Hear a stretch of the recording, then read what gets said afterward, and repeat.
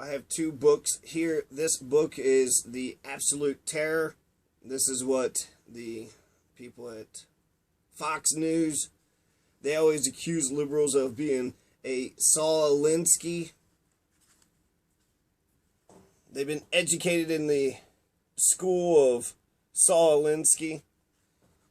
The school of hard knocks. So, experience. There's just something in here about how he quoted, or how he was saying that when it comes to morality, it's not just the evil people who do bad things in the name of morality. In fact, everybody does everything in the name of reality. And so on page 44, he says, all effective actions require the passport of morality. The examples are everywhere in the U.S. The rise of the civil rights movement in the late 1950s was marked by the use of passive resistance in the South against segregation. Violence in the South would have been suicidal. Political pressure was then impossible. The only recourse was economic pressure, with a few fringe activities legally blocked by state laws. Hostile police and courts are compelled, like all have-nots, from time immemorial, to appeal to a law higher than man-made law. In his social contract, Jean-Jacques Rousseau noted the obvious, that law is a very good thing for men with property, a very bad thing for men without property.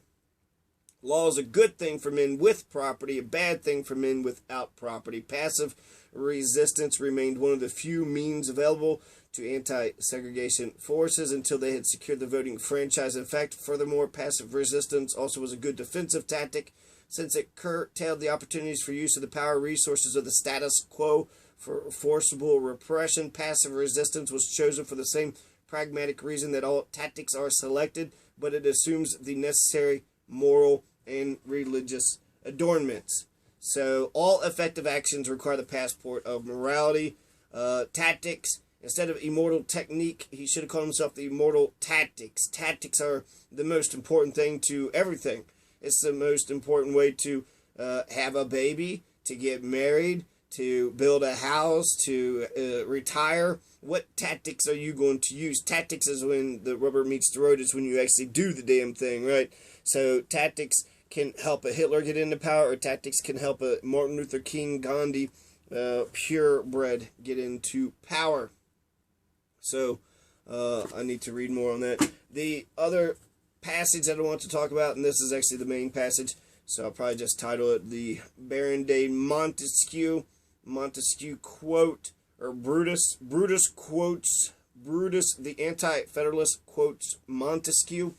So the Baron de Montesquieu is this French philosopher. He wrote a book called The Spirit of Laws, and all the founders just fell in love with this guy in the three branches, and they were so scared of tyranny, they adopted the three branches. It made sense to them, and ever since the three branches has the world renowned, it has taken over the entire world. Most democracies honor the three branches of government. So I'm just going to read pages 288 to 289 from the Anti-Federalist papers. Here we go. Let us now proceed to inquire, as I at first proposed, whether it be best the 13 United States should be reduced to one great republic or not. It is here taken for granted that all agree in this, that whatever government we adopt, it ought to be a free one, that it should be so framed as to secure the liberty of the citizens of America, and such as one as to admit of a full, fair, and equal representation of the people.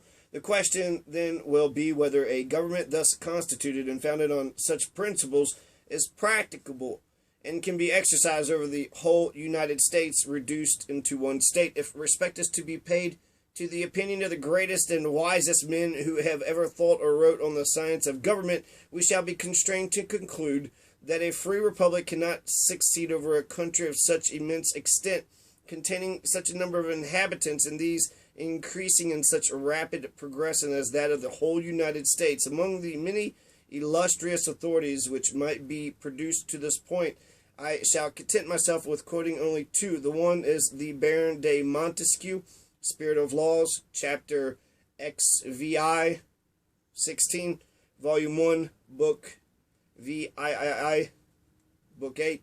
It is natural to a republic to have only a small territory, otherwise it cannot long subsist. In a large republic, there are men of larger fortunes and consequently of less moderation. There are trusts too great to be placed in any single subject. He has interest of his own.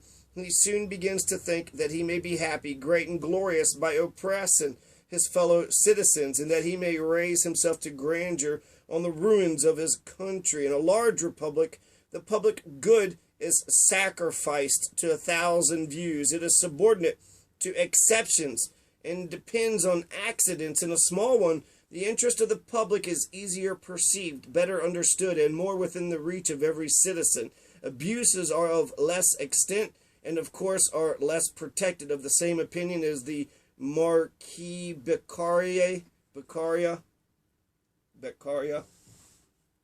History furnishes no example of a free republic, anything like the extent of the United States. The Grecian republics were of a small extent, so also was that of the Romans. Both of these, it is true, in process of time extended their conquest over large territories of country, and the consequence was that their governments were changed from that of free governments to those of the most tyrannical that ever existed in the world. Not only the opinion of the greatest men and the experience of mankind are against the idea of an extensive republic, but a variety of reasons may be drawn from the reason and nature of things against it. In every government, the will of the sovereign is the law. In despotic governments, the supreme authority being lodged in one, his will is law, and can be as easily expressed to a large, extensive territory as to a small one. In a pure democracy, the people are the sovereign, and their will is declared by themselves. For this purpose, they must all come together to deliberate and decide. This kind of government cannot be exercised, therefore, over a country of any considerable extent, and must be confined to a single city, or at least limited to such bounds as that the people can conveniently assemble to be able to debate, understand the subject submitted to them, and declare their opinion concerning it. So, small cities are better than huge republics such as the United States. This is Brutus. This is an anti-federalist. This is one of the founders of America. So he was one of the founding dissenters of America. And so when they were writing the Constitution, he's sitting there saying, what should we do? Should we have freedom for the city and the empire? So anyways, you heard what I said. Right? So essentially, small cities are better, big-ass countries are not. Small cities, small towns, the local townships, the local county, those are most important, whereas the big federal republics of the 13 United States at the time, so it was just talking about uniting the 13 colonies, and Brutus was absolutely against it. So that's what Brutus, the Anti-Federalist, said when he quoted the Baron de Montesquieu.